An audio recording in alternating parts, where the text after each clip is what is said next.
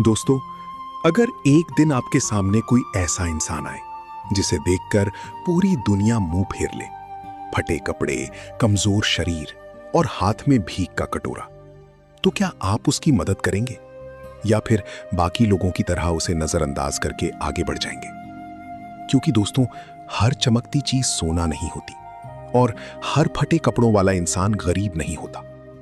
आज की कहानी आपके दिल को छू जाएगी और शायद इंसानों को देखने का आपका नजरिया हमेशा के लिए बदल देगी। बहुत समय पहले भारत के एक बड़े और व्यस्त शहर में राहुल नाम का एक गरीब लड़का रहता था।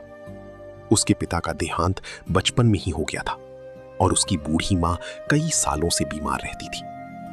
राहुल पूरे दिन मेहनत मजदूरी करता, कभी बाजार में बोरे उठाता तो कभी खेतों में काम करता।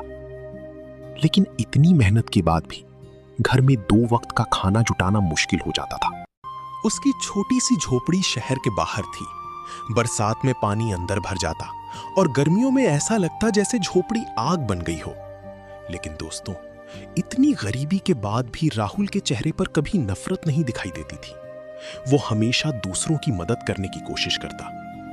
हर सुबह राहुल काम पर जाने से पहले शहर के पुराने मंदिर में जरूर जाता था।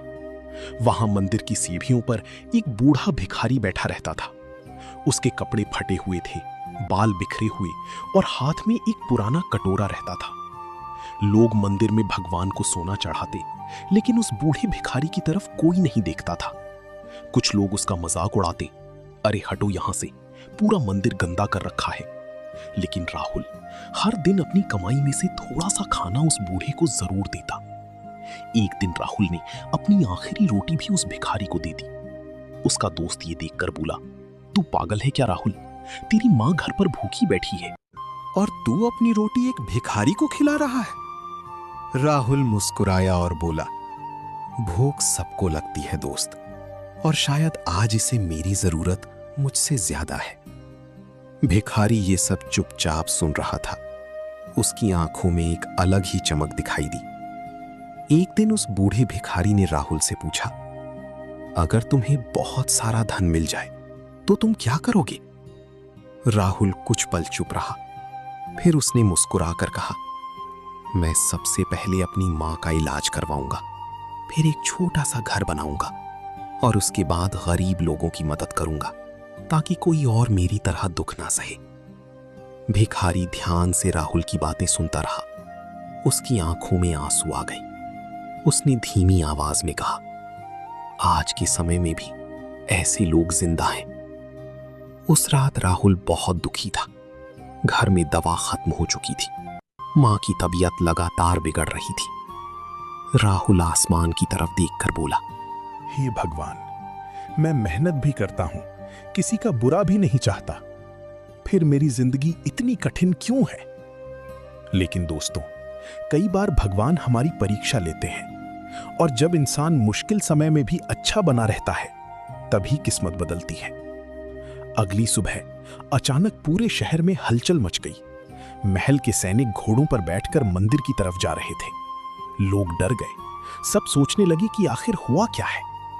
तभी सैनिक सीधे उसी बूढ़े भिखारी के पास पहुंचे और अगले ही पल उन्होंने उस भिखारी को सम्मान के साथ खड़ा किया।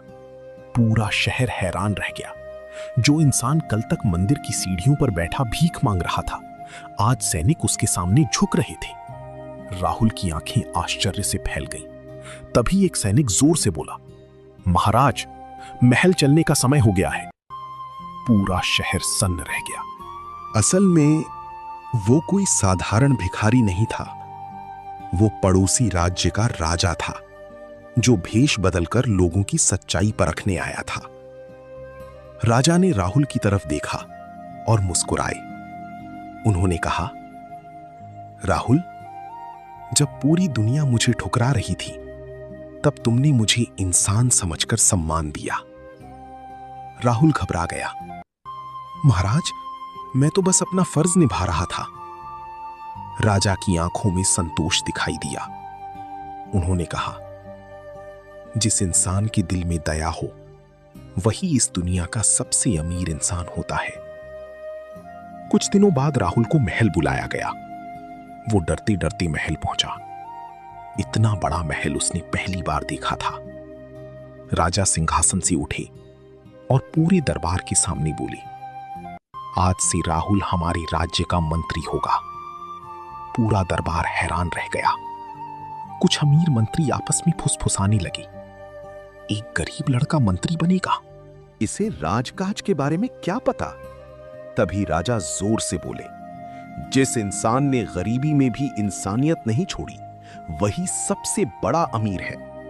पूरा दरबार शांत हो गया। धीरे धीरे राहुल पूरे राज्य में मशहूर हो गया। लेकिन दोस्तों, सबसे खास बात यह थी कि इतना बड़ा पद मिलने के बाद भी राहुल नहीं बदला। उसने सबसे पहले अपनी मां का इलाज करवाया, फिर गरीबों के लिए भोजन की व्यवस्था शुरू की, अनाथ बच्चों के लिए आश्रम बनवाए और राज्य में कई कुएं खुदवाए। अब लोग उसे सिर्फ मंत्री नहीं बल्कि दयालु राहुल कहने लगे। एक दिन राजा ने राहुल से पूछा, बताओ राहुल, तुम्हें सबसे बड़ी खुशी किस चीज में मिलती है? राहुल मुस्कुराया और बोला, महाराज, जब किसी दुखी इंसान के चेहरे पर मुस्कान लौट आती है, तब लगता है जैसे भगवान ने मुझे सब कुछ दे दिया। राजा की आंखें भर आईं।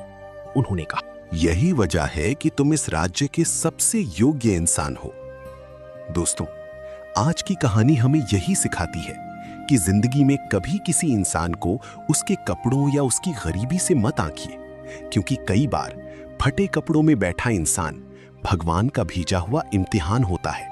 और याद रखिए, दया और इंसानियत कभी बेकार नहीं जाती। एक दिन वही अच्छाई आपकी जिंदगी बदल देती है। अगर आपको ये प्रेरणादायक कहानी पसंद आई हो तो वीडियो को लाइक जरूर करें और ऐसे ही मोटिवेशनल और दिल को छू लेने वाली कहानियों के लिए चैनल को सब्सक्राइब करना मत भूलिए। मिलते हैं अगली कहानी में।